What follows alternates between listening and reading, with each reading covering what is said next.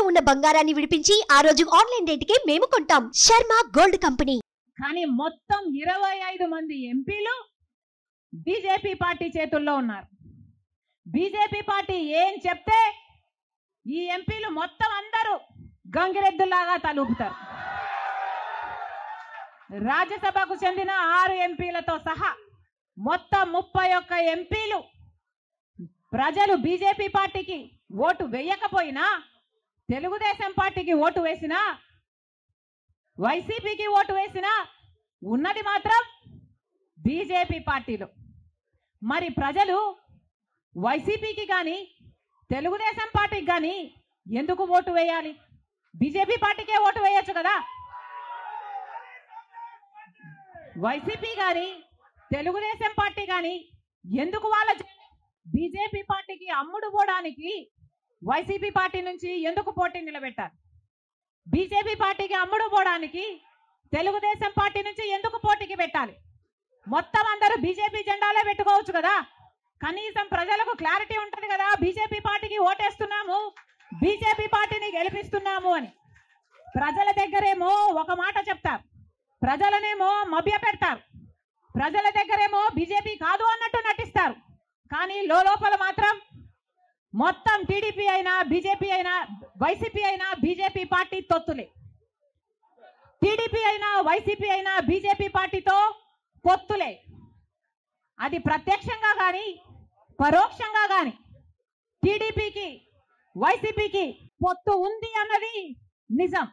లేకపోతే 5 సంవత్సరాలలో కనీసం ఒక్కసారైనా బీజేపీ పార్టీని వ్యతిరేకించాయా? టీడీపీ పార్టీ అయినా వైసీపీ పార్టీ అయినా ఒక్క అంశంలో అంటే ఒక్క అంశంలో కూడా నిలదీయలేదు. ఎక్కడ ఏ అవసరం ఉన్నా టీడీపీ పార్టీ అయినా బీజేపీకి సపోర్ట్ చేస్తుంది, వైసీపీ పార్టీ అయినా బీజేపీకే సపోర్ట్ చేస్తుంది.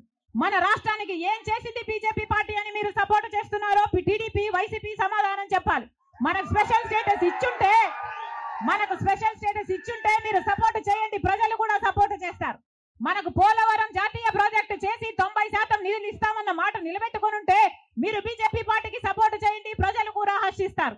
ఒకవేళ మనకు రాజధాని కట్టడానికి నిధులు ఇచ్చుంటే టీడీపీ పార్టీ అయినా వైసీపీ పార్టీ అయినా బీజేపీ పార్టీకి మీరు మద్దతు ఇవ్వండి, ప్రజలు కూడా హర్షిస్తారు.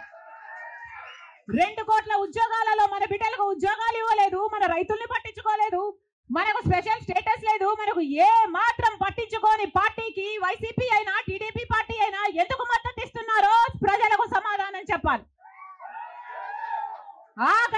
ఆఖరికి మణిపూర్ లో ఎంతమంది క్రైస్తవులను 2000 చర్చిలను ధ్వంసం చేసిన, 60,000 క్రైస్తవులను నిర్వాసితులను చేసిన, కనీసం అప్పుడు కూడా జగన్ రెడ్డి గారు క్రైస్తవుడు అయ్యుండి కూడా ఒక్కసారి కూడా మణిపూర్ ఘటన మీదే మాట్లాడలేదు. మరి క్రైస్తవుల కడుపు మండిపోదా? క్రైస్తవులకు మనసు లేదా? క్రైస్తవులు మనుషులు కారా? మనుషులు చచ్చిపోతున్నా మీరు పట్టించుకోకుండా బీజేపీకి మద్దతు ఇస్తున్నారంటే మీరు మనుషులు అవునా కాదా?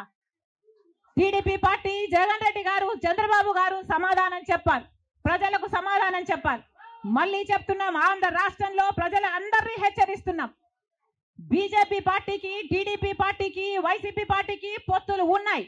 అవి మన కంటికి కనిపించినా కనిపించకపోయినా పొత్తులు ఉన్నాయి. గత 5 సంవత్సరాలుగా చూసాం. టీడీపీ ఎంపీలైనా వైసీపీ ఎంపీలైనా బీజేపీకే మద్దతు ఇచ్చాయి, ప్రతి అంశంలో వాళ్ళ పక్కన నిలబడ్డారు. ఆఖరికి మణిపూర్ అంశంతో సహా బీజేపీ పార్టీకి తెలుగుదేశం పార్టీ వైసీపీ పార్టీ మద్దతు ఇచ్చిన మాట వాస్తవం.